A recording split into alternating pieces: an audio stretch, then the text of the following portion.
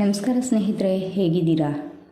ನಮ್ಮಲ್ಲಿ ತುಂಬ ಜನ ಯಾರಾದರೂ ನಮ್ಮನ್ನು ಅವಮಾನಿಸಿದ್ರೆ ಅದನ್ನು ಪದೇ ಪದೇ ನೆನಪು ಮಾಡಿಕೊಂಡು ಹತ್ಕೊಂಡು ಕೂರ್ತೀವಿ. ಸತ್ಯ ಏನಂದರೆ, ಜೀವನದಲ್ಲಿ ನಮಗೆ ಎದುರಾಗೋ ಅವಮಾನಗಳು, ಕಷ್ಟಗಳು, ಕಣ್ಣೀರು ಎಲ್ಲನೂ ಒಳ್ಳೆಯದೇ. ಯಾಕಂದರೆ ನಾವು ಜೀವನದಲ್ಲಿ ಸಾಧಿಸಬೇಕು, ಗೆಲ್ಲಬೇಕು, ಗೆದ್ದು ತೋರಿಸಲೇಬೇಕು ಅನ್ನೋ ಒಂದು ಛಲ ನಮ್ಮಲ್ಲಿ ಪ್ರೇರೇಪಿಸೋದು ನಮಗೆ ಎದುರಾಗುವಂಥ ಆ ಕಷ್ಟಗಳಿಂದ ಮಾತ್ರ. ಈ ಸಮಾಜದಲ್ಲಿ ಗೌರವವಾಗಿ ಗುರುತಿಸಲ್ಪಟ್ಟ ಎಷ್ಟೋ ವ್ಯಕ್ತಿಗಳಾಗಲಿ, ಯಾವುದೇ ಫೀಲ್ಡ್ನಲ್ಲಿ ಸಾಧನೆ ಮಾಡಿರೋ ವ್ಯಕ್ತಿಗಳಾಗಲಿ, ಅವರ ಒಂದು ಜೀವನ ಚರಿತ್ರೆಗಳನ್ನು ತಿಳ್ಕೊಂಡ್ರೆ ಅಂತಹ ವ್ಯಕ್ತಿಗಳೆಲ್ಲ ಜೀವನ ಕಷ್ಟ ಮತ್ತು ಕಣ್ಣೀರಿನಿಂದ ಪ್ರಾರಂಭ ಆದದ್ದೇ. ಎಷ್ಟೋ ಅವಮಾನಗಳನ್ನು ಎದುರಿಸಿದರು, ಆದರೆ ಅವರು ಅವಮಾನಗಳಿಗೆ ಎದುರಾಗಿ ನಿಂತು ಅದನ್ನು ಅವರು ಸವಾಲಾಗಿ ತಗೊಂಡ್ರು. ಅವಮಾನಗಳನ್ನ ಪ್ರೇರಣೆಯಿಂದ ಅಂದರೆ ಪಾಸಿಟಿವ್ ಆಗಿ ತಗೊಂಡು ಈ ಒಂದು ಸಮಾಜದಲ್ಲಿ ಉನ್ನತ ಸ್ಥಾನಕ್ಕೆ ಬೆಳೆದು ತೋರಿಸಿದ್ರು. ಅವಮಾನಿಸುವರು ಎಲ್ಲೋ ಇರಲ್ಲ, ನಮ್ಮ ಸುತ್ತಮುತ್ತ ನಮ್ಮವರೇ ಆಗಿರ್ತಾರೆ. ವಿಧ ವಿಧವಾದ ಅವಮಾನಗಳು ಪ್ರತಿದಿನ ಎದುರಿಸಲೇಬೇಕಾಗುತ್ತೆ. ನಮ್ಮ ಫಿಸಿಕಲ್ ಸ್ಟೇಟಸ್ನ ಇರ್ಬೋದು, ಅಥವಾ ನಮ್ಮ ಬಡತನವನ್ನು ಹೀಯಾಳಿಸ್ಬೋದು, ಅವಮಾನ ಮಾಡಿಸ್ಬೋದು, ನಮ್ಮ ನಡವಳಿಕೆಗಳನ್ನು ಟೀಕೆ ಮಾಡ್ಬೋದು. ಸಾಧನೆ ಮಾಡಿದ್ರು ಅದರಲ್ಲೂ ಸಹ ಯಾವುದಾದ್ರೂ ಒಂದು ತಪ್ಪುಗಳನ್ನ ಹುಡುಕಿ ಅವಮಾನಿಸ್ತಾರೆ. ಸಾಧನೆ ಮಾಡದೇ ಇದ್ದರೂ ಸಹ ಅವಮಾನಿಸ್ತಾರೆ. ನಾವು ಯಾವ ರೀತಿ ಇದ್ದರೂ ಅವಮಾನ ಅನ್ನೋದು ಈ ಒಂದು ಮನುಷ್ಯರ ಬಹುಮಾನ. ಪ್ರತಿಯೊಬ್ಬರೂ ಅವಮಾನ ಪಟ್ಟವರೇ, ಒಂದಲ್ಲ ಒಂದು ರೀತಿ, ಇನ್ಕ್ಲೂಡಿಂಗ್ ನನ್ನನ್ನು ಸೇರಿ. ಕೆಲವರು ಕಪ್ಪಗಿದ್ದರೆ ಅವ್ರನ್ನ ಹೀಯಾಳಿಸಿ ಅವಮಾನ ಮಾಡ್ತಾರೆ. ಬಡವರಿದ್ದರೆ ಅವರ ಒಂದು ಪರಿಸ್ಥಿತಿನ ನೋಡಿ ಅವಮಾನ ಮಾಡ್ತಾರೆ. ನೀವು ನಡೆಯುವಾಗ ನಿಮ್ಮ ಹಿಂದೆ ನಿಮ್ಮನ್ನು ಕಮೆಂಟ್ ಮಾಡ್ತಾ ನಿಮ್ಮ ಒಂದು ಕಲ್ಲರ್ ಬಗ್ಗೆ ಮಾತಾಡಿದಾಗ ಅದನ್ನು ನೀವು ಕೇಳಿಸ್ಕೊಂಡಾಗ ನಿಮ್ಮ ಮನಸ್ಸಿಗೆ ತುಂಬ ನೋವು ಸಹ ಆಗಬಹುದು. ಸ್ಕಿನ್ ಕಲರ್ ಏನಾದರೂ ಅಥವಾ ನಿಮ್ಮ ಒಂದು ಹೈಟ್, ಫಿಸಿಕಲ್ ಸ್ಟೇಟಸ್ ಏನಾದರೂ ನೀವು ಕಷ್ಟಪಟ್ಟು ಸಂಪಾದನೆ ಮಾಡೋದಾ ಹೇಳಿ? ನಿಮ್ಮ ಪ್ರಮೇಯನೇ ಇಲ್ಲದೆ ಬಂದಿರೋದದು. ನಿಮ್ಮ ಕೈಯಲ್ಲಿರೋದು ನಿಮ್ಮ ಒಂದು ಆತ್ಮಗೌರವ, ನಿಮ್ಮ ಒಂದು ಕೆರಿಯರ್, ನಿಮ್ಮ ವ್ಯಕ್ತಿತ್ವ.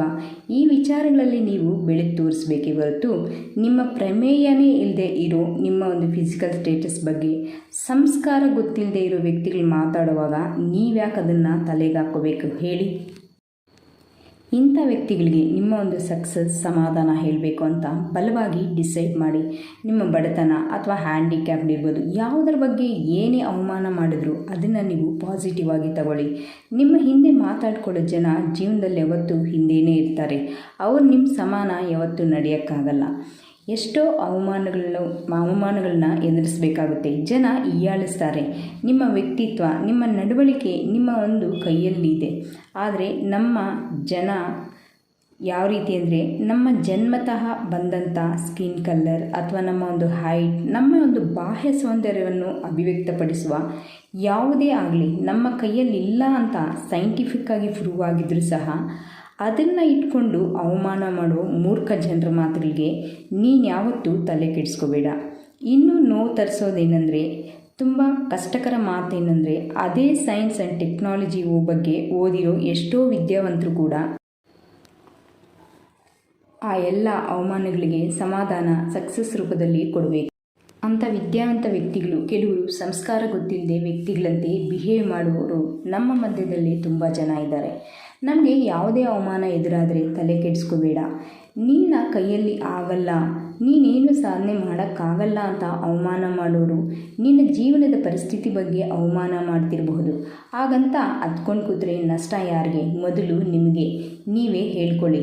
ಅವರು ನಿಮ್ಮನ್ನು ಅವಮಾನಿಸ್ತಾ ಇದ್ದಾರೆ, ಹೀಯಾಳಿಸ್ತಾ ಇದ್ದಾರೆ ಅಂದರೆ, ಕಾಲು ಹಿಡಿದು ಹಿಂದಕ್ಕೆ ಎಳೀತಾ ಇದ್ದಾರೆ ಅಂದ್ರೇ ಅವ್ರಿಗೆ ಯಾವುದೇ ವ್ಯಕ್ತಿತ್ವ ಮತ್ತು ಸಂಸ್ಕಾರ ಇಲ್ಲ ಅಂತ ಅರ್ಥ.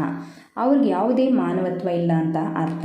ಅಂಥ ವ್ಯಕ್ತಿತ್ವ, ಅರ್ಹತೆ ಇಲ್ಲದೆ ಇರೋ ವ್ಯಕ್ತಿಗಳ ಬಗ್ಗೆ ಯೋಚನೆ ಮಾಡ್ತಾ ನೀವು ಹತ್ಕೊಂಡು ಕೂರಬೇಕಾ? ಅಷ್ಟಕ್ಕೂ ನಮ್ಮ ಬಗ್ಗೆ ಮಾತಾಡೋಕ್ಕೆ ಅವ್ರಿಗೇನು ಅರ್ಹತೆ ಇದೆ ಹೇಳಿ? ಅವ್ರು ನಿಮ್ಮನ್ನು ಅವಮಾನಿಸೋದಲ್ಲಿ ನೀವೇ ಅವರನ್ನು ಅನರ್ಹರು ಅಂತ ದೂರ ಮಾಡಿ ನಿಮ್ಮಿಂದ ದೂರ ಇಡಿ. ಅವ್ರ ಮಾತುಗಳ ಬಗ್ಗೆ ತಲೆ ಕೆಡಿಸ್ಕೋಬೇಡ. ಆದರೆ ನಿನ್ನ ಮನಸ್ಸಿನಲ್ಲಿ ಛಲ ಅನ್ನೋದು ಯಾವತ್ತೂ ಬೆಂಕಿ ಥರ ಉರಿತಾ ಇರಬೇಕು. ನಿಮ್ಮ ಅವಮಾನಗಳಿಗೆ ನಾನು ಸಾಧನೆ ಮಾಡಿ ತೋರಿಸ್ತೀನಿ, ನೀವು ತಲೆ ಎತ್ತಿ ನನ್ನನ್ನು ನೋಡೋ ಸ್ಥಾನಕ್ಕೆ ಬೆಳೆದು ತೋರಿಸ್ತೀನಿ ಅಂತ ನಿಮ್ಮ ಮನಸ್ಸಲ್ಲಿ ನೀವೇ ಚಾಲೆಂಜ್ ಆಗಿ ತಗೋಬೇಕು.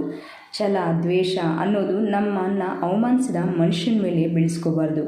ನಾವು ಮಾಡಬೇಕಾಗಿರೋ ಸಾಧನೆ ಮೇಲೆ, ವಿಷಯದ ಮೇಲೆ ನಮ್ಮ ಒಂದು ಸಾಧನೆ ಛಲ ಅನ್ನೋದು ಬೆಳೆಸ್ಕೋಬೇಕು. ಅವರ ಒಂದು ಎಲ್ಲ ಅವಮಾನಗಳಿಗೂ ನಮ್ಮ ಒಂದು ಸಮಾಧಾನ ಸಕ್ಸಸ್ ರೂಪದಲ್ಲಿ ಕೊಡಬೇಕು. ಅದು ಯಾವುದೇ ಸಕ್ಸಸ್ ಇರಬಹುದು, ನೀವು ಆರಿಸ್ಕೊಂಡ ಆಯ್ಕೆ ಮಾಡಿಕೊಂಡ ಕ್ಷೇತ್ರ ಯಾವುದೇ ಇರಬಹುದು, ಅವರಿಗಿಂತ ಉನ್ನತವಾಗಿ ಬೆಳೆದ್ರೇ ಅವರಿಗೆ ನೀವು ಕೊಡೋ ಸಮಾಧಾನ.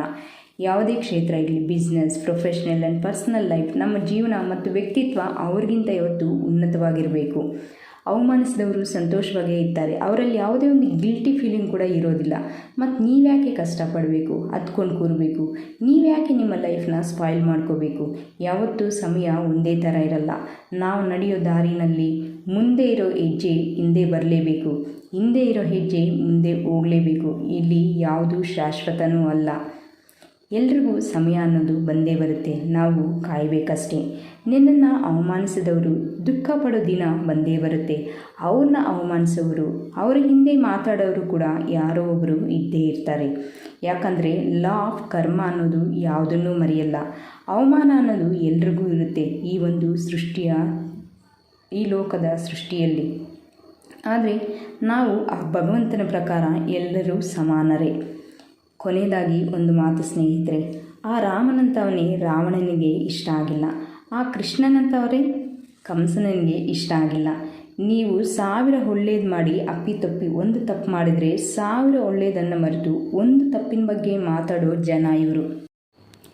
ಇಲ್ಲಿ ನಾವು ಯಾರನ್ನು ಮೆಚ್ಚಿಸೋದಕ್ಕೆ ಬಂದಿಲ್ಲ, ನಮ್ಮ ಬದುಕು ಬಾಳೋದಕ್ಕೆ ಬಂದಿದ್ದೀವಿ. ನಮ್ಮ ಜೀವನ ನಮಗಿಷ್ಟ ಬಂದಂಗೆ ಬದುಕಬೇಕಷ್ಟೇ. ನಿಮ್ಮ ಇವತ್ತಿನ ಅವಮಾನಗಳೇ ನಾಳೆ ನಿಮ್ಮ ಬಹುಮಾನಗಳಾಗಿ ತೋರಿಸಬೇಕು. ನಿನ್ನ ಎಲ್ಲ ಅವಮಾನಗಳಿಗೂ ನೀನು ಕೊಡೋ ಉತ್ತರ ನಿನ್ನ ಸಾಧನೆ ಆಗಿರಬೇಕು. ಈ ವಿಡಿಯೋ ಇಷ್ಟ ಆದರೆ ದಯವಿಟ್ಟು ಚಾನಲ್ಗೆ ಸಬ್ಸ್ಕ್ರೈಬ್ ಮಾಡಿ, ವಿಡಿಯೋಗೆ ಲೈಕ್ ಕೊಡಿ ಹಾಗೂ ನಿಮ್ಮೆಲ್ಲ ಸ್ನೇಹಿತರಿಗೂ ಶೇರ್ ಮಾಡಿ. ಧನ್ಯವಾದ.